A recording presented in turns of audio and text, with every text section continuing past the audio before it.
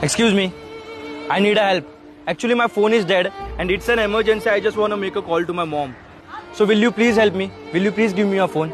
Just for a one call. Please. नाव काय तुझं? ऋषभ मोरे. ऋषभ मोरे. म्हणजे मराठी आहेस तू? हो. लाज वाटली पाहिजे तुला. महाराष्ट्रात राहून मराठी असून तुला मराठीत बोलता येत नाही. अरे तुम्हीच असं करेल तर बाकीचे लोक काय करतील?